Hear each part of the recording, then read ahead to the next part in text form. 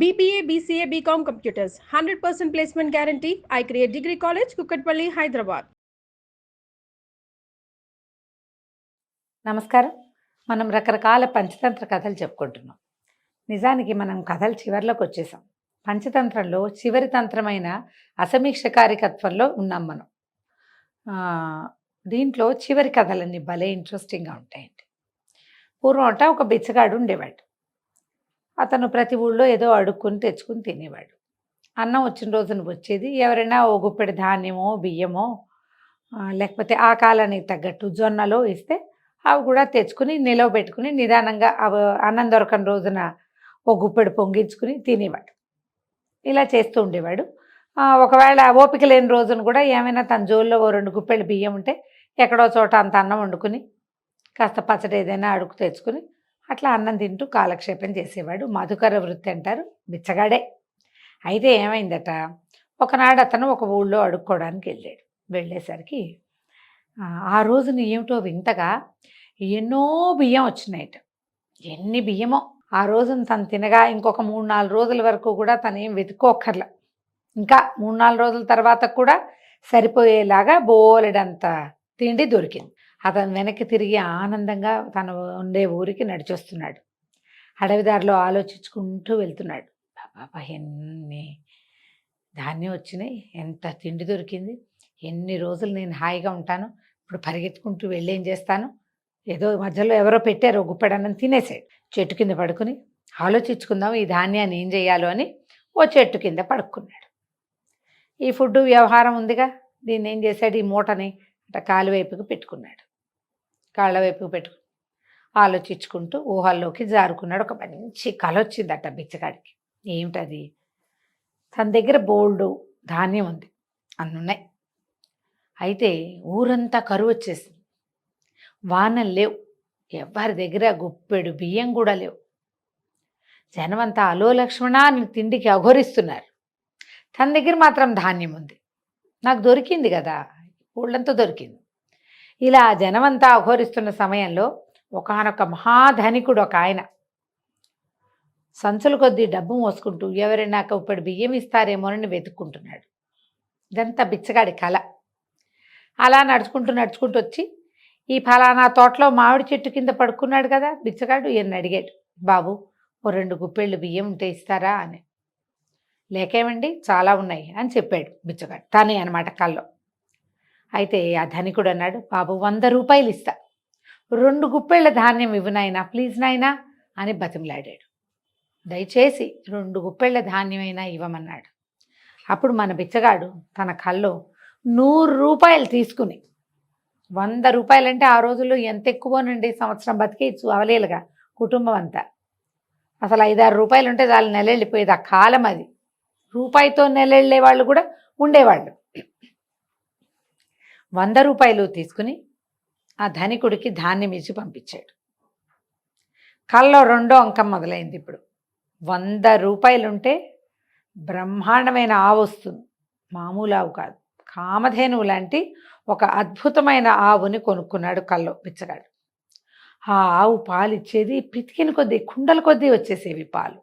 ఎన్ని పాలో, పాల కడలిలాగా కనపడుతోంది, కళ్ళంతా కుండలు కుండలుగా పాలే. పాలన్నీ అమ్ముతూ ఉన్నాడు బిచ్చగాడు.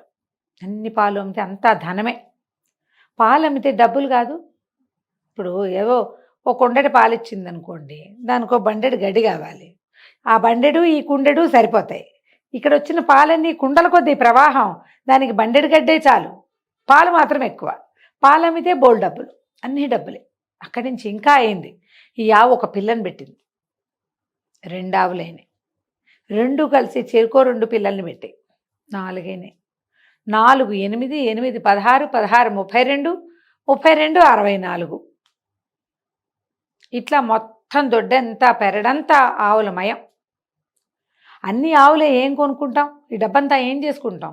ఒక్క ఆవుతోటే కుండ డబ్బులు రాసులు డబ్బులు వచ్చేస్తుంటే, ఒక్క ఆవు పాడితోటే ఇట 64 × 2, అది × 2 చొప్పున పెరడంతా ఉన్న ఆవుల పాడితోటి ఎన్ని డబ్బులు, బస్తాల కొద్దీ లేవు.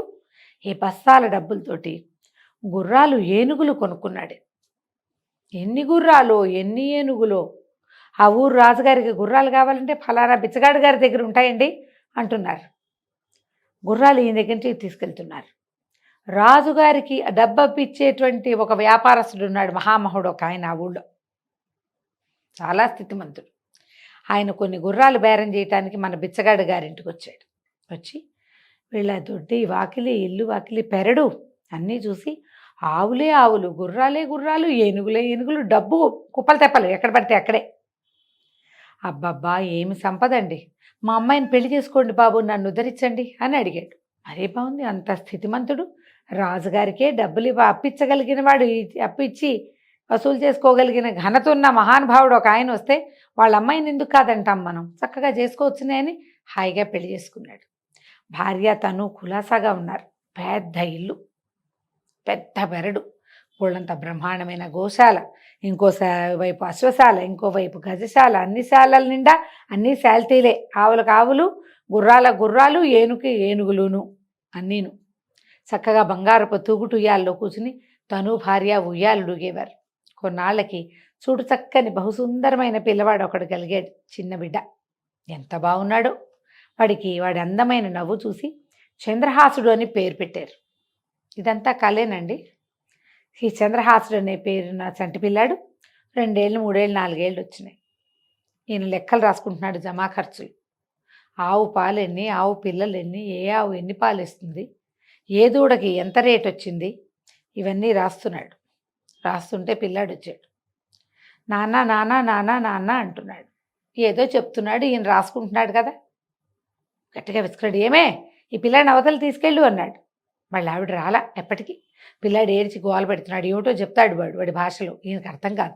ఈయన పక్కన జమా ఖర్చులు రాసుకోవద్దు, ఇన్ని కోట్ల కొద్దీ వ్యాపారాలు అవి చేసి గొడ్లని గోదని మెయింటైన్ చేసేవాడికి చాలా లెక్కలు ఉంటాయి కదా.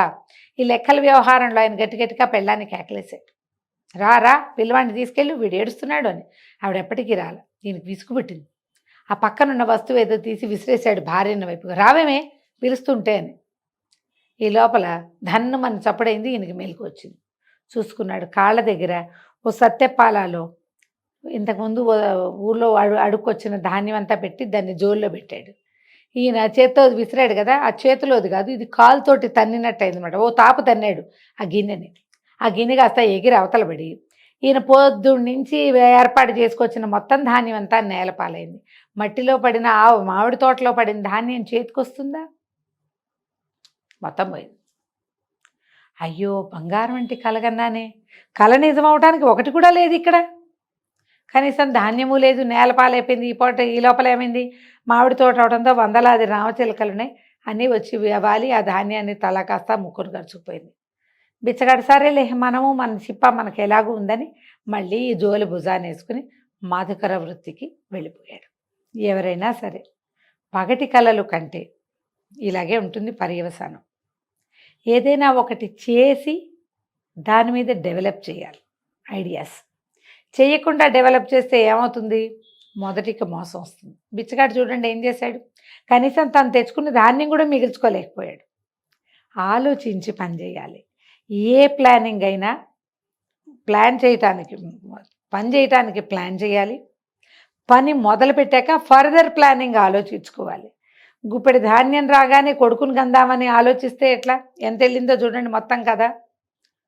ముందు ఊళ్ళో కరువు కాటకం తెప్పించాడు, ఆవుని డబ్బులు తన దగ్గర ఉన్న ధాన్యాన్ని 100 రూపాయలకి అమ్మాడు. అక్కడి నుంచి వ్యాపారస్తుడి దగ్గర ఆవును కొన్నాడు. ఒక్క ఆవు 100 ఆవులు 1000 ఆవులు చేశాడు. ఒక్కొక్క ఆవు 10 కుండలు పాలిస్తుంది అనుకున్నాడు. తర్వాత గుర్రాలు కొన్నాడు, ఏనుగులు కొన్నాడు, ధనికుడితోటి 1000 మంది పెళ్లి చేసుకున్నాడు, కొడుకుని కన్నాడు. ఇన్ని చేసి అసలేమిటి, ధాన్యాన్ని జాగ్రత్త పెట్టుకోవటం అనే బేసిక్ పని అది చేయలే. బేసిక్ పనులు చేయాలి ప్లాన్ చేసేటప్పుడు. కథ కంచికి మనం ఇంటికి.